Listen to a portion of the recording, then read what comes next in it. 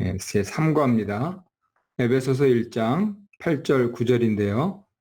이는 그가 모든 지혜와 총명을 우리에게 넘치게 하사 그 뜻의 비밀을 우리에게 알리신 것이요. 이렇게 되어 있습니다.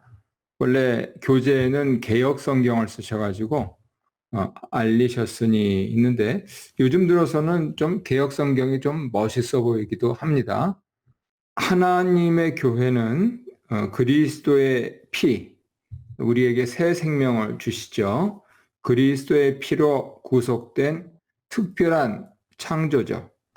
근데 이 교회를 세우시기 위해서 창조하시기 전부터 새 창조를 계획하셨고, 그리고 그냥 로봇처럼 따라오게 하시면은 편한데 사람에게 특별하고 자유로운 인격을 주셨고, 그래서 그 사람들 가운데서 그리스도가 피를 흘리시고 십자가에 죽으시고 그리고 또 부활하셨는지, 왜 이렇게 우리의 구원이 복잡한 과정을 거쳐서 이루어졌는지 하는 부분들을 잘 알아야 된다 하는 것이 포인트입니다.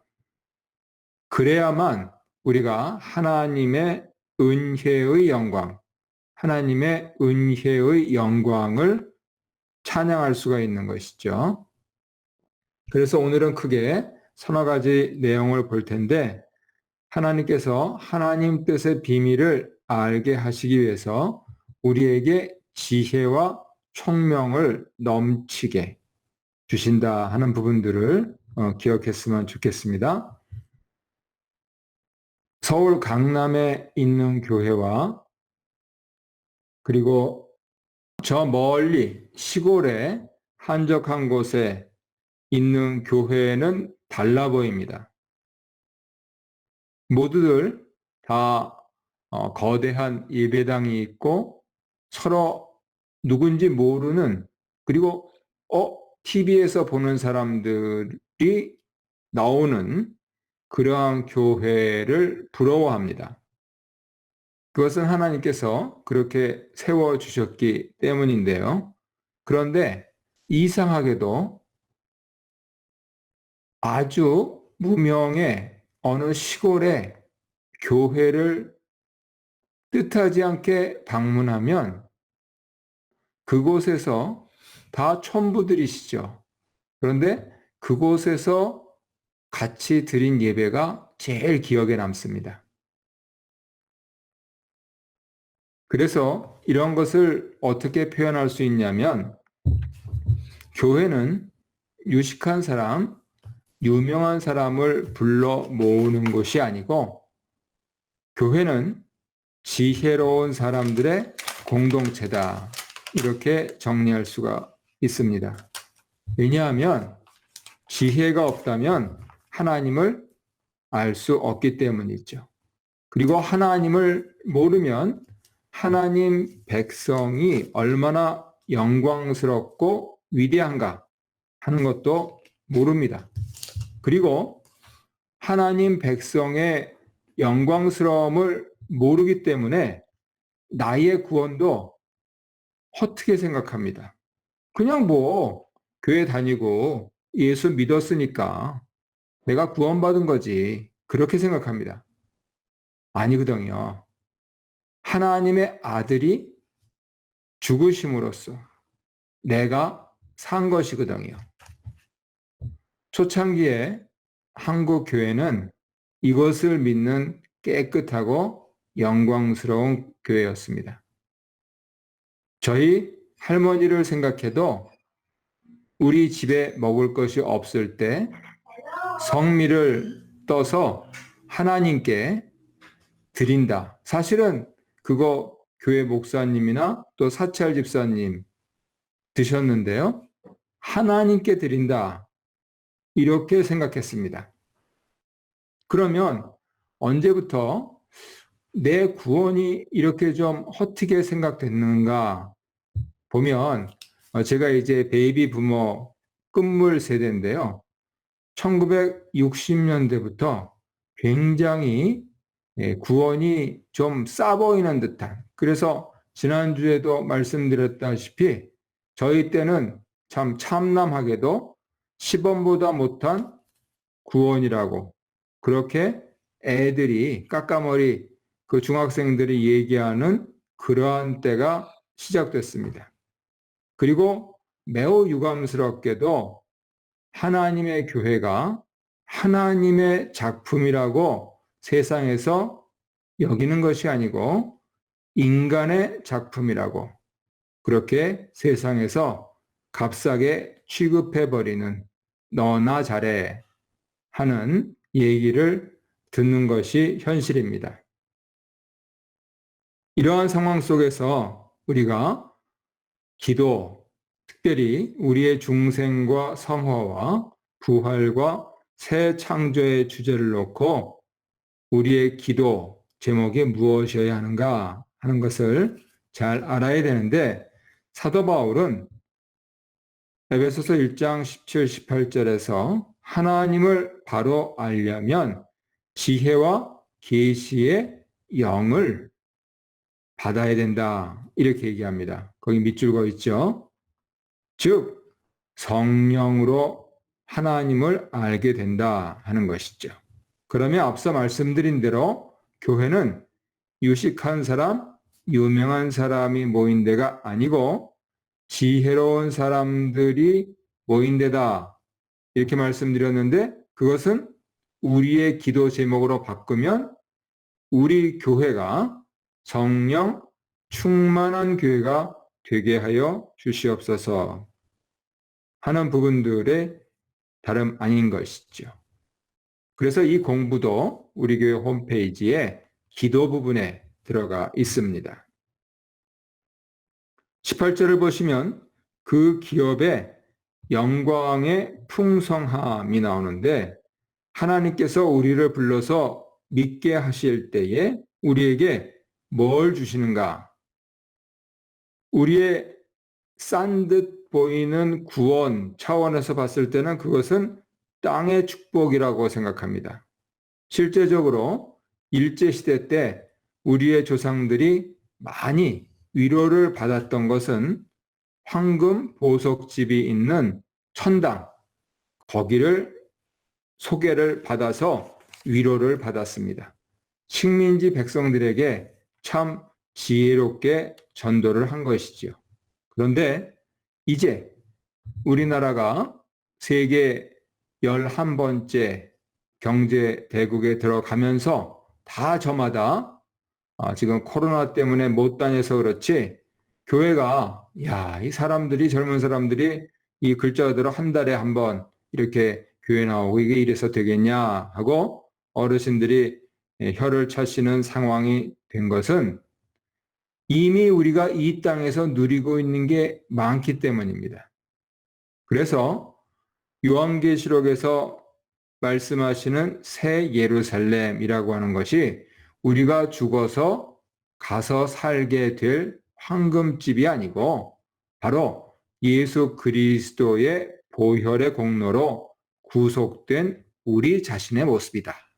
즉 교회의 모습이다 하는 것을 깨달아 알고 그것을 전해야 하는 것이죠. 그러면 아니 우리 교회처럼 조그맣고 사람도 별로 없고 헌금도 별로 없고 그런데 뭐가 그렇게 영광스럽냐? 이렇게 얘기한다면 그 기준은 대단히 세상적인 것이다.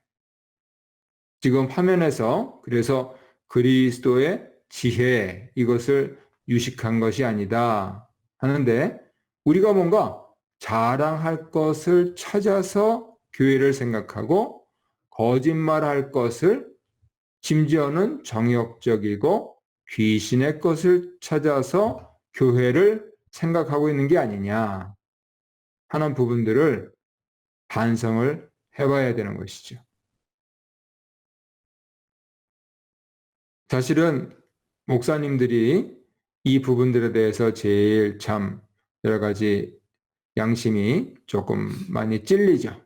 목사님들끼리 만나셨을 때 이렇게 어느 목사님이 궁금해가지고 교인이 많이 나오냐? 코로나 때 많이 나왔냐? 그러면은 요즘 들어서는 한 30% 나온다. 그러면은 어이구 신앙교육이 잘 돼 있네. 이렇게 얘기를 하는데 그 흔히들 얘기할 때 보면은 조금 다 부풀려 있어요.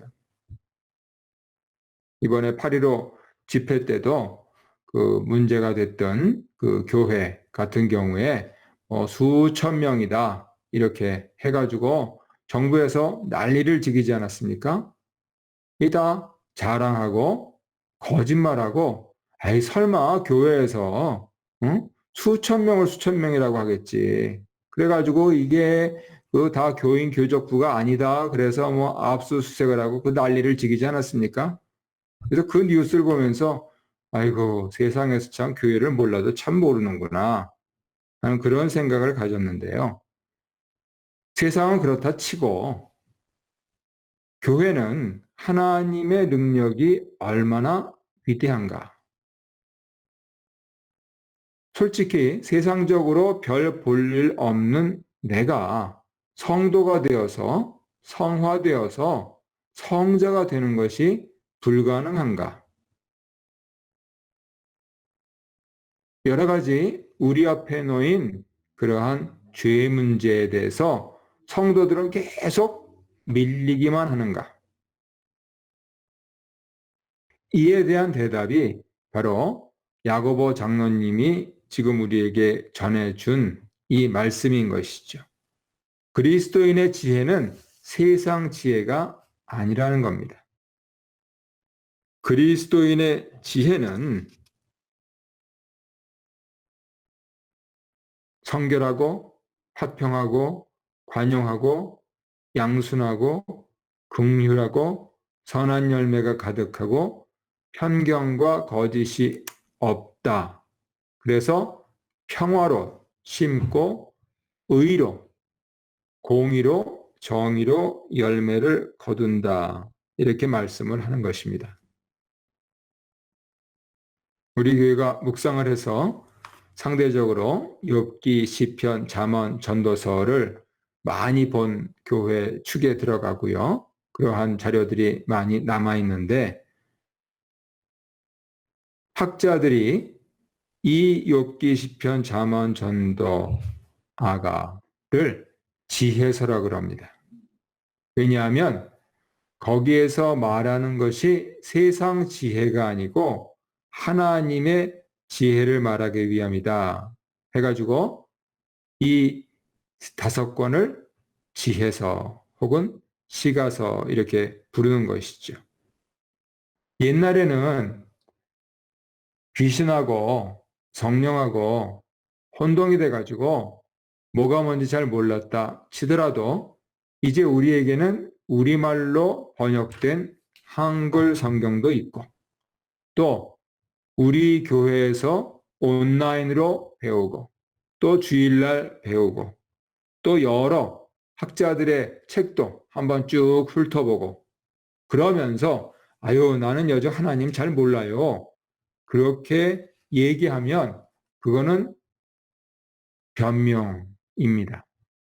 내가 하려고만 하면은 얼마든지 열려 있고 그리고 또 여쭤볼 분들도 많이 있습니다. 그래서 내가 교회의 일원으로서 성경도 잘 모르고 하나님도 잘 모르고 내 구원이나 성화나 거룩함이나 완전함이나 잘 모르고 그래서 나의 구원도 확실하지가 않고 그러면 참 문제가 많은 거죠. 굳이 다른 사람들한테 칭송을 들으라 하는 얘기가 아니고 내 자신을 살피라 하는 것이죠. 그래서 결국은 우리의 목표는 그리스도의 지혜를 따라가는 것이 됩니다. 나는 얼마나 의롭고 공평하고 정직하게 하나님을 경외하는가 하는 그 기준점을 가지고 나의 일상 하루하루를 살펴보아야 하겠습니다. 흔히들 성경에서 제일 지혜로운 사람이 솔로몬이라고 그러는데 시작은 좋았는데요. 끝이 안 좋았잖아요. 그래서 이 앞서 보신 솔로몬의 말로는 정욕적이고 귀신의 것이 됐습니다. 아유, 그 처첩이 1000명이니 거기에 따라온 우상들이 1000개나 됐으니 그거는 당연한 귀결이지요. 그래서 분명하게 하나님의 지혜는 단도직입적으로 하나님을 경외하고 하나님 명령을 지켜서 악에서 떠난 것이다. 이렇게 얘기합니다.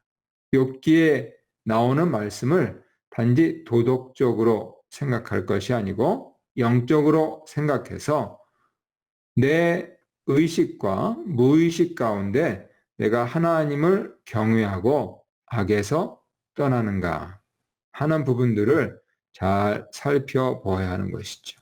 그래서 이 부분들에서 많은 고민들을 한 지혜서는 우리가 잘 알고 있는 시편 1편에서 복 있는 사람은 율법을 주야로 묵상한다. 묵상이 히브리 사람들은 입으로 오물오물오물오물 이렇게 하는 걸 묵상이라고 합니다. 하루 종일 복 있는 사람은 악인들의 꾀를 따르지 아니하며 그러면서 어서 오세요.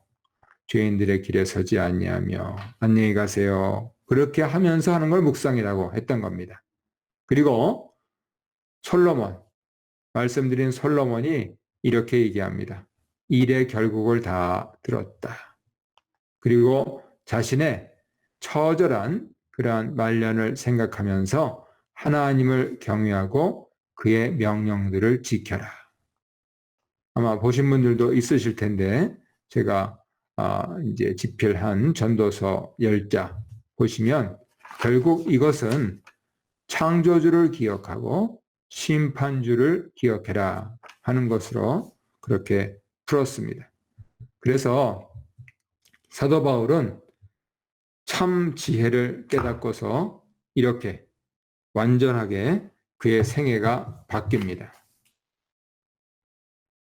빌립보서 3장 7절 말씀인데요. 내 인생의 목표가 최선을 다해서 살았는데 결국 그것은 죽기 위해서 사는 것이고 내가 심지어는 예수님을 믿어서 고난에 처한다 할지라도 살기 위해서 사는 부활에 이르려고 한다 하는 그러한 고백을 하고 있는 것입니다. 어떤 점에서 이제 우리가 주일날 묵상하고 있는 요셉도 이 삶을 살았고요. 그리고 우리가 성도로서 이 코로나를 지나면서 여러 가지 가정적으로 경제적으로 쉽지 않은 상황을 만날 때 기대하고 기다려야 될 것은 지금 내가 추구하는 것, 그것이 혹시 지금 화면의 제일 중앙에 있는 배설물을 추구하는 것이 아니냐. 그것이 아니고 내가 추구하는 것이 제일 아래에 있는 부활이냐 하는 이 부분들을 조용히 판단하고 생각하고 실천에 옮기면 거기에서 우리의 삶이 의미가 있고 또 하나님의 성령께서 우리를 선한 길로 인도하셔서 일용할 양식을 주실 뿐만 아니고 또 영의 양식도 허락하셔서 우리의 영혼과 또 몸이 강건하게 그렇게 하실 줄로 믿습니다.